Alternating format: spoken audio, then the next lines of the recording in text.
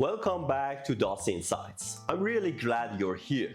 I want to talk with you about a book that completely changed the way I think about genius.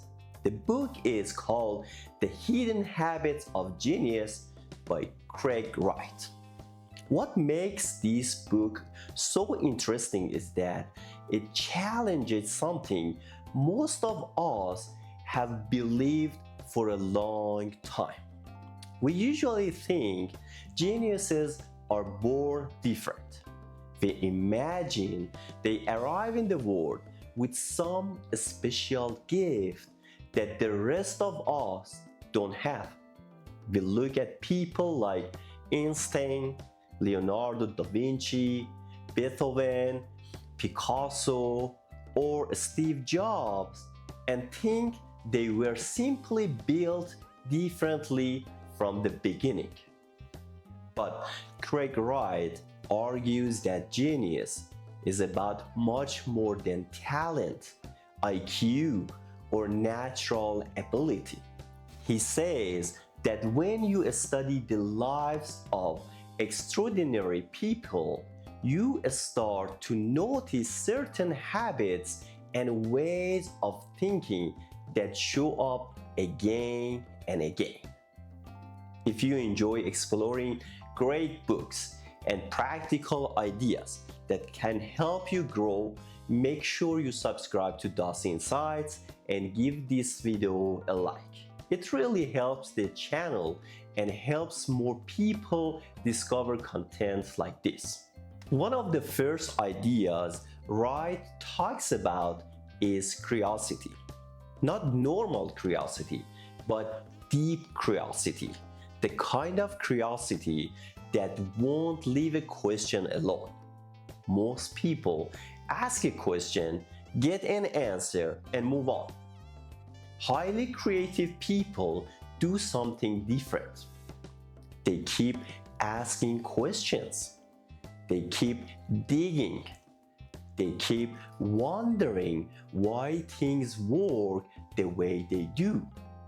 They want to understand what is happening beneath the surface. Over time, this creates a huge advantage because while most people stop learning once they know enough, curious people never really stop. They keep collecting ideas. They keep exploring different subjects. They keep learning things that seem unrelated. Then one day, they connect those ideas in a way nobody else has thought of it before. Wright argues that many geniuses were not necessarily smarter than everybody else.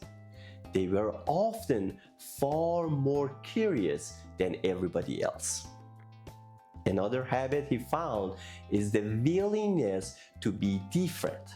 This doesn't mean trying to be strange or refusing to fit in just for attention. It means being comfortable thinking independently. Most of us like argument. We like approval.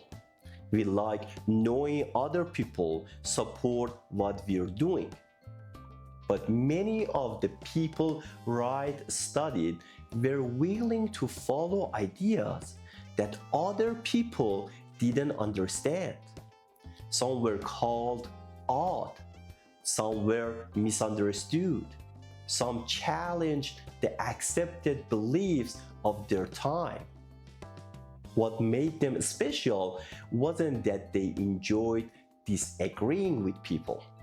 It was that they cared more about finding truth than about fitting in.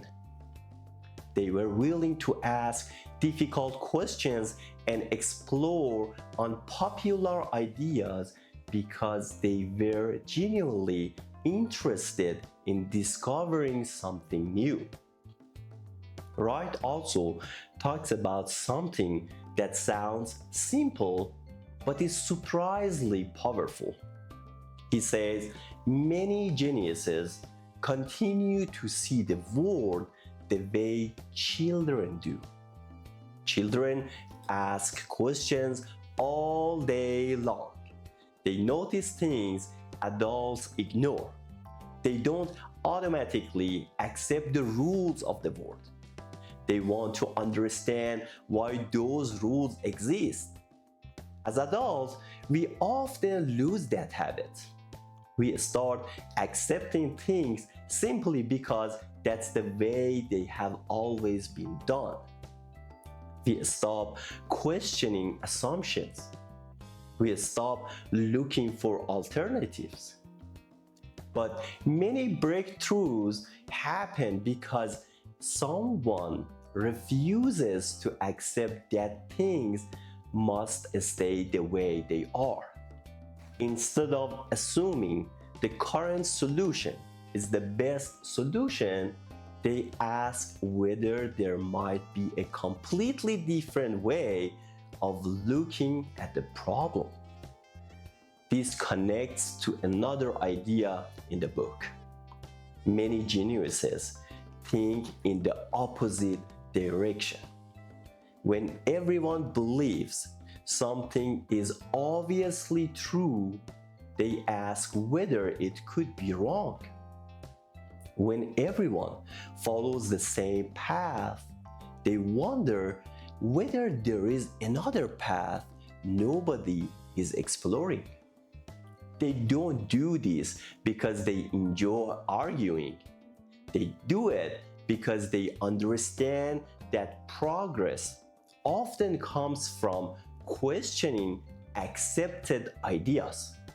Some of the biggest advances in science, technology, art, and business came from people who were willing to challenge conventional wisdom and explore possibilities that other people ignored.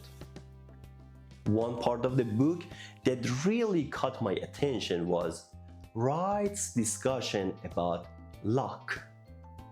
We often tell success stories as if everything happened exactly according to plan. But when you study successful people closely, luck often plays a role. Sometimes someone meets the right mentor. Sometimes they discover the right book at exactly the right moment.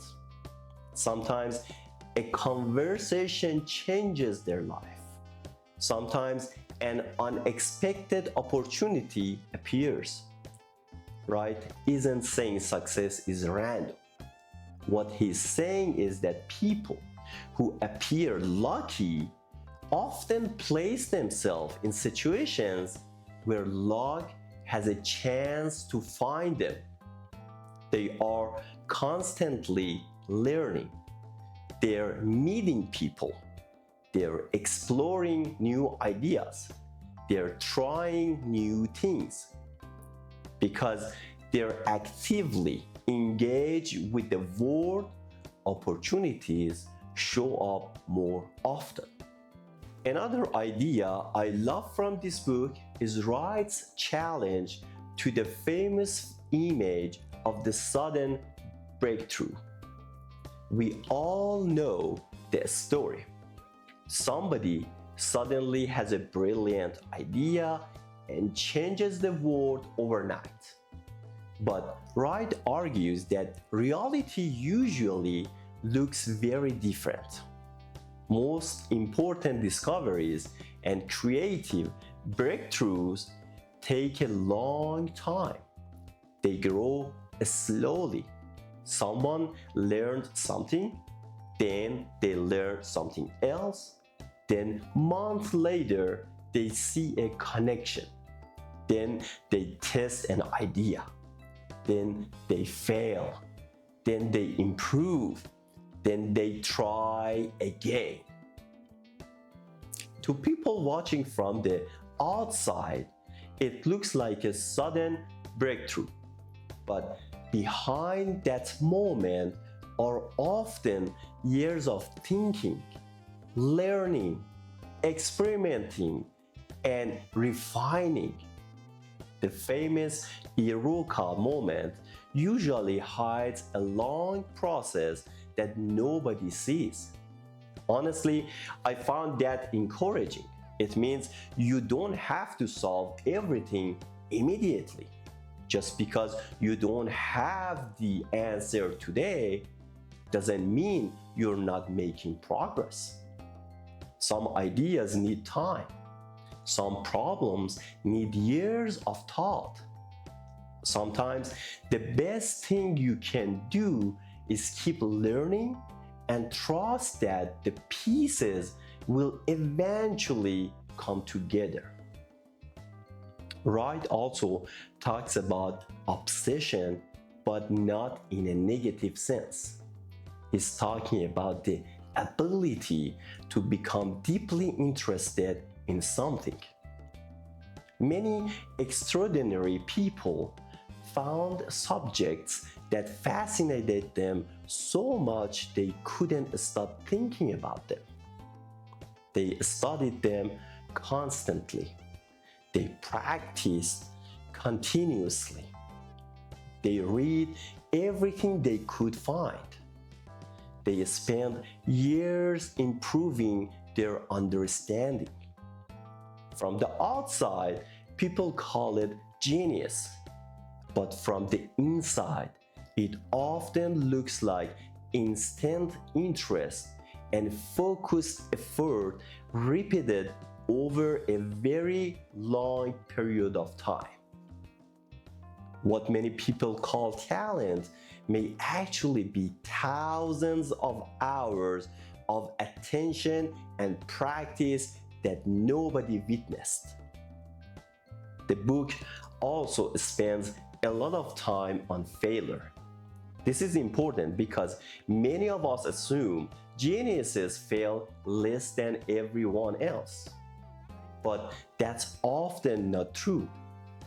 Many of the people Wright studied failed repeatedly. They had bad ideas. They created things that didn't work. They experienced rejection. They made mistakes. The difference wasn't the amount of failure they experienced. The difference was how they responded to failure. They didn't see failure as evidence that they should quit. They treated it as information. They learned from it. They adjusted. They improved. Then they tried again. Failure became part of the learning process instead of the end of the journey. Another thing I appreciate about Wright's message is that he never claims genius comes from one specific personality type. Some geniuses were outgoing and social. Others were quiet and private. Some were highly organized. Others were famously messy. Some loved collaboration. Others preferred working alone. What connected them wasn't their personality. It was their approach to learning, questioning, creating, and solving problems. They developed habits that helped them think deeply and keep growing long after many people had stopped. And maybe that's the most hopeful lesson in the entire book. Wright argues that many of these habits can be developed. You can become more curious. You can learn to question assumptions. You can expose yourself to new ideas. You can strengthen your creativity. You can become a lifelong learner. He's not saying everyone will become Einstein. He is saying many of the habits that support extraordinary thinking are available to ordinary people who choose to practice them consistently. Before I go, I want to give full credit to Craig Wright, the author of The Hidden Habits of Genius, and the publisher. This discussion is simply my version of some of the key ideas from the book. If anything you have heard today interests you, I strongly encourage you to read the complete book yourself because it contains many more examples, stories, and insights that I could possibly cover here. The more I think about this book, the more I realize that genius may not be a mysterious gift reserved for a lucky few. It may have a lot more to do with curiosity, independent thinking, willingness to learn, and to courage to keep exploring when everybody else has stopped. Until next time, take care.